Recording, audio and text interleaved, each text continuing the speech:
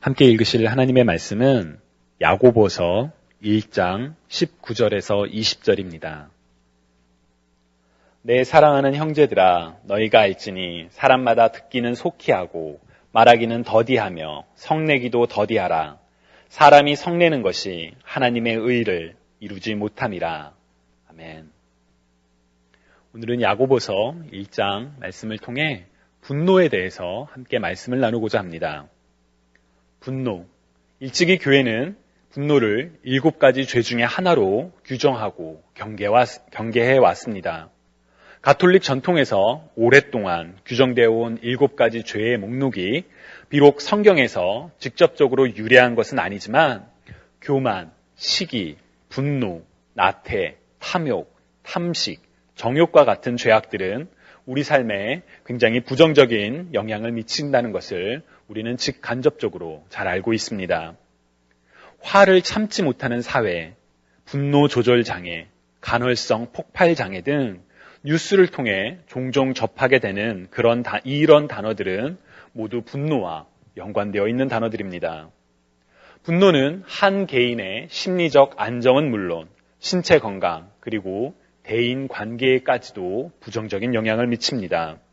그래서 분노를, 오늘날 많은 사람들은 분노를 죄로 경계하기보다는 그것이 가져오는 파괴적인 영향들로 인하여 경계하곤 합니다. 그런데 분노가 항상 나쁜 것은 아니라고 합니다. 곽금주 서울대 심리학과 교수에 의하면 분노는 인간의 본능적인 반응이자 자연스러운 감정이라고 이야기를 합니다.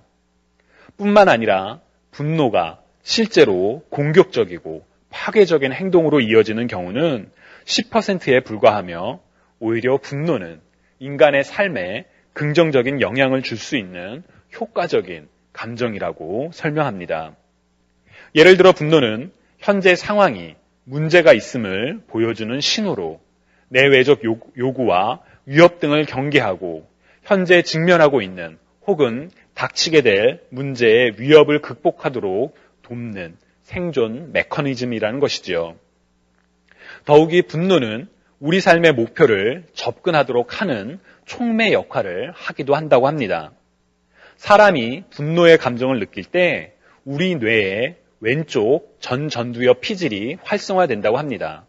이 전두엽 피질은 이성적이고 체계적으로 목표에 접근하는 행동을 담당하는 기관인데 이것이 활성화된다는 것은 분노의 감정이 목표를 달성하고자 하는, 목표에 다가가고자 하는 그런 동기를 가져올 수 있다는 것을 보여준다고 합니다. 그래서 곽금주 교수는 이렇게 조언을 하기도 합니다. 분노는 인간의 성취 욕구를 자극, 목표를 달성하게 하는 원동력이다. 그러니 누군가 당신을 분노하게 한다면 스트레스 받는 대신 목표를 향해 흔들림 없이 앞으로 나아가란 메시지구나 라고 생각하자. 가장 바보 같은 처신은 분노 그 자체에 매몰되는 것이다. 더 많은, 더 큰 성취를 위해 지금이라도 분노를 즐겨보는 것은 어떨까? 여러분 어떻게 생각하시나요? 이 곽금주 교수의 조언에 조언하시는지요?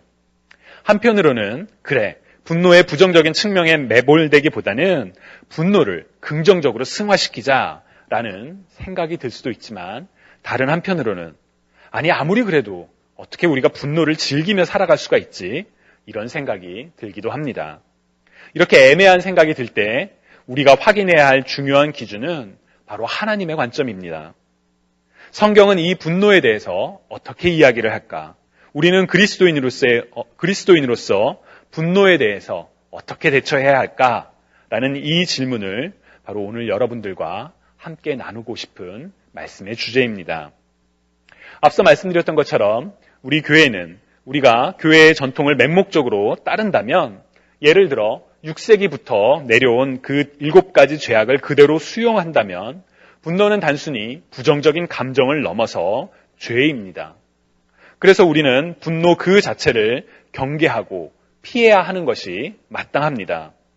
그러나 이어서 말씀드렸던 것처럼 바로 그 심리학과의 교수의 이야기처럼 분노는 인간의 자연스러운 감정 중에 하나이고 즉 하나님이 우리에게 주신 감정 중에 하나이며 하나님께서 만드신 인간의 몸은 분노를 부정적으로 소비시킬 수도 있지만 이와 달리 긍정적으로, 예를 들어 목표를 향해 달려가도록 하는 그런 동기의 역할을 하기도 합니다. 따라서 분노에 대해 천편일률적인 판단을 하는 것은 일단 보류하는 것이 바람직하다고 할 수 있습니다. 뿐만 아니라 우리가 알고 있는 성경의 인물들 중에서 이 분노의 감정을 긍정적으로 승화시킨 인물들이 몇몇 있습니다. 누가 있을까요? 여러분 혹시 떠오르는 인물이 있으신가요? 분노의 감정을 굉장히 긍정적으로 사용했던 그런 인물들이요. 사무엘상 17장을 보면 한 젊은이의 분노가 기록되어 있습니다. 사무엘상 17장 26절을 보면 다윗이 곁에 서 있는 사람들에게 말하여 이르되 이 블레셋 사람을 죽여 이스라엘의 치욕을 제거하는 사람에게는 어떠한 대우를 하겠느냐? 이 할례받지 못한 블레셋 사람이 누구이기에 살아계시는 하나님의 군대를 모욕하겠느냐라고 말하는 장면이 기록되어 있습니다. 당시에 이스라엘은 블레셋이라는 나라와 전쟁 중이었습니다. 그런데 블레셋의 한 장수, 거인이었던 장수 골리앗이 이스라엘 군대와 하나님을 조롱하며 싸우자라고 싸움을 붙이고 있는 상황이었지요. 군인으로서 징집되지 않았던 다윗은 형들에게 먹을 것을 가져다 주러 갔다가 이 모습을 보고 참을 수 없게 됩니다. 살아계시는 하나님의 군대를 모욕하는 그 블레셋 장수의 말과 행동에 분노를 느꼈던 다윗은 사울에게로 가서 자신이 싸우겠다고 이야기를 합니다. 그리고 여러분들이 잘 아시는 것처럼 다윗과 골리앗의 이 싸움의 이야기는 하나님의 군대를 모욕했던 이 골리앗이 어떻게 어린 소년, 젊은 소년인 다윗에 의해 무너지게 되는지 우리들은 그 이야기를 알고 있습니다. 이처럼 다윗과 골리앗의 이야기는 앞서 말씀드렸던 심리학자의 이야기처럼 목표를 달성하게 하는 동기를 강화하게 하는 그런 예라고 설명할 수가 있을 것입니다. 분노의 감정을 표출했던 또 한 명의 인물은 바로 예수님입니다. 요한복음 2장을 보면 예수님께서 성전에 들어가셨을 때 성전 안에서 장사하는 자들을 보시고 분노하시는 장면이 기록되어 있습니다. 요한복음 2장 14절에서 17절을 보면 성전 안에서 소와 양과 비둘기 파는 사람들과 돈 바꾸는 사람들이 앉아있는 것을 보시고 노끈으로 채찍을 만드사 양이나 소를 다 성전에서 내쫓으시고 돈 바꾸는 사람들의 돈을 쏟으시며 상을 엎으시고 비둘기 파는 사람들에게 이르시되 이것을 여기서 가져가라. 내 아버지의 집으로 장사하는 집을 만들지 말라고 말씀하시는 장면이 기록되어 있습니다. 보통 설교에서는 성전은 기도하는 장소이지 장사하는 곳이 아니다라는 것을 강조하며 우리가 얘기하곤 하지만 오늘 주목할 부분은 바로 예수님이 하신 그 행동 그 자체입니다. 노끈으로 채찍을 만들었다.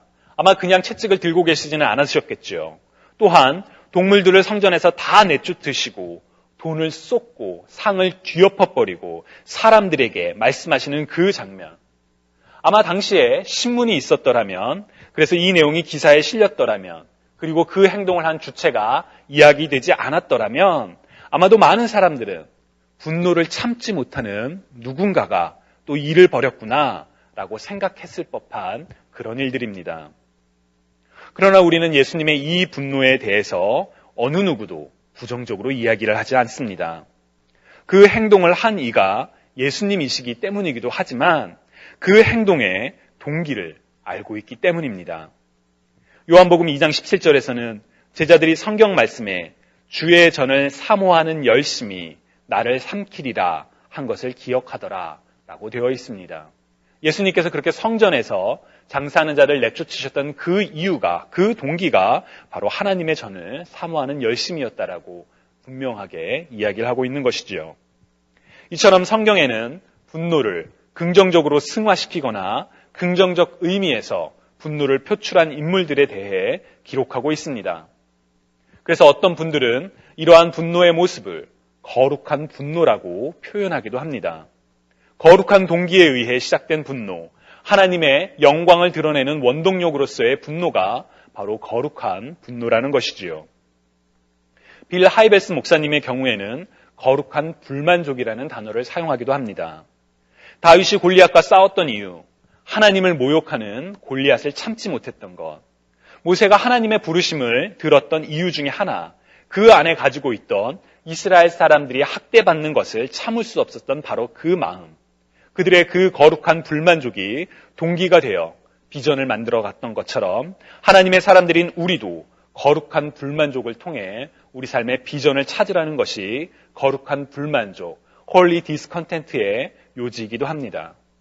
개인적으로도 저도 이분의 영향을 받아 제 안에 거룩한 불만족을 돌아봤었고, 제가 참을 수 없었던 불만족 혹은 분노는 예수 그리스도의 피로 세워진 교회가 이 땅에서 빛을 발하지 못하는 모습, 사람들에게 위로와 희망을 주어야 할 교회가 그 역할을 감당하지 못하고 오히려 사람들에게 상처를 주는, 고통을 주는 그 모습이 지금의 삶을 살아가는 동기가 되기도 했습니다.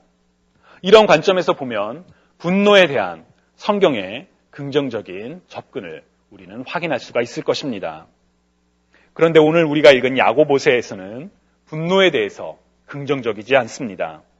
오히려 20절에 기록된 것처럼 사람이 성내는 것이, 분노하는 것이 하나님의 의를 이루지 못함이라고 설명합니다. 사실 성경에는 분노에 대해서 부정적으로 표현한 부분이 참 많습니다. 예를 들어 시편 37편 8절을 보면 분을 그치고 노를 버리며 불평하지 말라, 오히려 악을 만들 뿐이라 라고 이야기를 하고, 마태복음 5장 22절을 보면 예수님께서 말씀하시기를 나는 너희에게 이르노니 형제에게 노하는 자마다 심판을 받게 되리라 고 기록되어 있습니다. 이런 구절들을 보면 앞서 말씀드렸던 것처럼 분노는 7가지 죄악 중에 하나가 분명한 것처럼 보이기도 합니다. 자, 그렇다면 도대체 성경은 분노에 대해서 어떤 관점을 취하고 있는 것일까요? 가장 쉬운 답변은 양비론적인 입장을 취하는 것입니다. 어떤 분노, 예를 들어 거룩한 분노는 괜찮지만 그렇지 않은 분노는 나쁜 것입니다 라고 말하는 것이지요.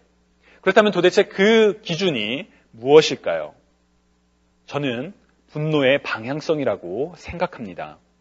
분노의 방향성, 곧 분노가 어느 방향으로 흘러가는가가 바로 긍정적인 분노와 그리고 부정적인 분노를 나누는 기준이라고 생각합니다. 분노는 인간의 감정 중에 하나이며 우리는 누구나 크고 작은 일들에 대해 분노를 느낄 수가 있습니다. 문제는 그 느낀 분노를 어느 쪽으로 흘러가게 하느냐입니다. 오늘 우리가 읽은 야고보서는 각지에 흩어져 살아가고 있는 그리스도인들에게 쓰여진 편지입니다. 모든 그리스도인들을 대상으로 하지만 특별히 환난과 시험에 어려운 일에 처해 있는 그리스도인들에게 그 시험을 믿음으로 이겨낼 것을 강조하며 권면하는 편지이죠. 그래서 야고보서 1장 2절에서 4절을 보면 내 형제들아 너희가 여러 가지 시험을 당하거든 온전히 기쁘게 여기라. 이는 너희의 믿음의 시련이 인내를 만들어내는 줄 너희가 알미라. 인내를 온전히 이루라. 이는 너희로 온전하고 구비하여 조금도 부족함이 없게 하려 함이라 라는 권면처럼 시험 속에서 좌절하고 절망하지 말고 시험을 통해 이루실 하나님의 계획을 믿음으로 바라봐라 라는 그 편지가 바로 야고보서입니다. 또한 야고보서는 신약의 잠언이라고 불리기도 합니다. 왜냐하면 야고보서 안에는 그리스도의 삶에, 그리스도인으로서의 삶에 대한 많은 권면들이 담겨있기 때문이지요. 오늘 우리가 읽은 본문도 바로 그 권면들 중에 하나입니다. 특별히 19절, 20절은 사람과 사람 사이에 필요한 삶의 모습에 대해서 이야기를 합니다. 사람마다 듣기는 속히 하고 말하기는 더디하며 성내기도 더디하라. 사람이 성내는 것이 하나님의 의를 이루지 못함이라. 사람과 사람 사이에서 다른 이의 의견을 경청하되 자신의 생각과 감정을 표현하는 것은 자제하라는 이 권면의 목적은 사람이 사람에게 성내는 것이 하나님의 의를 이루지 못함이기 때문이라고 우리는 해석해 볼 수가 있습니다. 즉 분노가 사람에게로 흘러가서는 안 된다는 것이지요. 앞서 소개해드렸던 분노에 대한 부정적인 성경 말씀들도 전후 맥락을 유심히 살펴보면 분노에 특정한 방향이 있다는 것을 알 수가 있습니다. 예를 들어 마태복음 5장 22절에서 예수님께서 하신 말씀도 형제에게 노하는 자마다 심판을 받게 될 것이라며 그 분노의 대상이 형제, 곧 사람을 향한 분노의 방향이 특정되어 있습니다. 분을 그치고 노를 버리며 불평하지 말라. 오히려 악을 만들 뿐이라는 시편 37편의 경우에도 그 전후 맥락을 살펴보면 악을 행하는 자들에 대해 불평하며 이들에 대해 악을 악으로 갚기보다는 하나님께서 행하실 의로운 일들을 기대하라 라는 내용이 강조되고 있다는 것을 우리가 확인할 수 있습니다. 바로 이전절인 7절만 보던다 하더라도 여호와 앞에 잠잠하고 참고 기다리라. 자기 길이 형통하며 악한 꾀를 이루는 자 때문에 불평하지 말지어다. 분을 그치고 노를 버리며 불평하지 말라.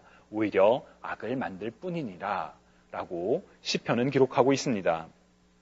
우리 안에 생긴 감정, 분노를 특정 대상을 향해 우리가 흘려보내기 시작하면 그것은 나 자신은 물론 관계를 파괴하는 부정적인 결과를 가져옵니다. 그렇기 때문에 우리 안에 생긴 그 분노를 어느 방향으로 어떻게 흘려보내야 될지를 우리가 결정해야만 합니다. 앞서 소개해드렸던 것처럼 목적을 달성하기 위한 원동력으로서 삼을 수도 있을 것입니다. 그러나 오늘 우리가 읽은 본문은 우리 그리스도인들에게 보다 분명한 목적을 제시합니다. 그것은 사람이 성내는 것이 하나님의 의를 이루지 못한다는 그 말씀은 우리 삶의 행동의 기준이, 분노의 기준이 하나님의 의를 이루느냐 그렇지 못하느냐에 달려 있음을 보여주기 때문입니다. 주님이 사랑하시는 여러분, 하나님의 의를 이루기 위해 우리는 어떠한 삶을 살아가고 있는지요? 특별히 분노의 감정이 생겼을 때 우리의 분노가 하나님의 의와 어떻게 상관이 될 수 있을까요? 우리가 해야 할 첫 번째 일은 분노의 에너지가 다른 누군가를 향해 흘러가지 않도록 하는 것입니다. 분노의 감정이 다른 누군가를 향한 직접적인 비난과 공격으로 흘러갈 때 그것은 하나님의 의를 이루지 못하게 합니다. 왜냐하면 우리의 부르심은 내가 너희를 사랑한 것 같이 너희도 서로 사랑하라 이기 때문입니다. 성전을 정화하셨던 예수님은 인간으로서 분노를 느낄 수 있었던 상황이 참 많았습니다. 저는 가장 큰 분노의 그 순간이 바로 십자가 위에서였다라고 생각합니다. 죄로 인해 하나님과의 관계가 끊어진 이들을 위해서, 그들을 구원하기 위해서 십자가에 고통받는 그 순간에 자신을 향해 조롱하고 멸시하는 그들을 향해 분노의 감정이 끌어오르지 않았을까라고 조심스럽게 추측해 봅니다. 그러나 주님께서는 그들을 향해 분노하시기보다는, 그들을 저주하시기보다는 아버지 저들을 사하여 주옵소서, 자기들이 하는 것을 알지 못함이니이다 라며 오히려 그들을 위해 기도하셨다는 것을 기억하시기 바랍니다. 두 번째로 우리가 할 일은 우리의 분노의 감정이 하나님의 의를 이루기 위한 방향으로 흐르게 하는 것입니다. 다윗의 경우에는 하나님의 영광을 드러내기 위해, 예수님의 경우에는 하나님의 집을 기도하는 집으로 회복시키기 위해 그 분노의 감정을 흐르게 했습니다. 우리의 경우에는 어떻게 할 수 있을까요? 만약 우리가 분노를 느끼는 그 시작이 잘못되고 부조리한 현실이라면, 그 상황이라면 그 잘못되고 부조리한 현실 속에서 하나님의 의를 드러내기 위한 방향으로 우리는 분노를 흐르게 해야 합니다. 이 땅에서 빛과 소금으로 살아가도록 부름받은 그리스도인들로서 그 잘못된 제도가, 사회가 바로잡힐 수 있도록, 무너진 성벽이 다시 쌓일 수 있도록 우리는 분노를 하나님의 의를 이루기 위한 원동력으로 삼을 수 있어야 합니다. 그렇게 한다면 더 이상 우리 안의 분노는 부정적이고 파괴적인 에너지가 아니라 하나님의 의를 이루어가는 긍정적인 원동력이 될 수 있을 것입니다.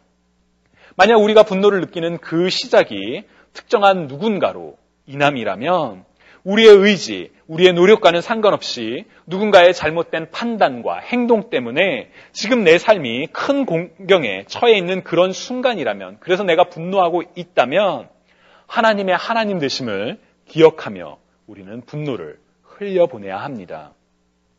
여호와 앞에 잠잠하고 참고 기다리라. 자기 길이 형통하며 악한 꾀를 이루는 자 때문에 불평하지 말지어다. 분을 그치고 노를 버리며 불평하지 말라. 오히려 악을 만들 뿐이라. 라는 다윗의 고백처럼 누군가를 향한 분노의 감정이 그를 향하여 흐르지 않도록 흘려보내는 것이 바로 하나님의 의를 이루는 것입니다. 왜냐하면 우리가 잠잠히 기다릴 때, 하나님께서 하나님 되심을 나타내심을 믿고 신뢰할 때 우리는 하나님께서 일하심을, 하나님께서 하나님의 계획을 성취하심을 바라볼 수 있기 때문입니다. 주님이 사랑하시는 여러분, 오늘 우리를 분노하게 하는 일들이 있습니까? 하나님을 먼저 기억하는 저와 여러분이 되시기를 소망합니다. 그 분노의 시작이 하나님께서 안타까워하실 어떠한 부조리한 현실이라면 하나님의 의를 위해 그 분노를 구별되게 거룩하게 사용하시기 바랍니다. 만약 그 분노의 시작이 다른 누군가의 잘못이라면 악인을 심판하시며 의인의 소망을 이루실 하나님을 기대하며 그 분노를 흘려보내시기 바랍니다. 그 어떤 경우라도 먼저 하나님의 의를 이루기 위하여 하나님의 의가 이루어질 것을 소망하며 살아가는 저와 여러분이 되시기를 주님의 이름으로 간절히 축원합니다.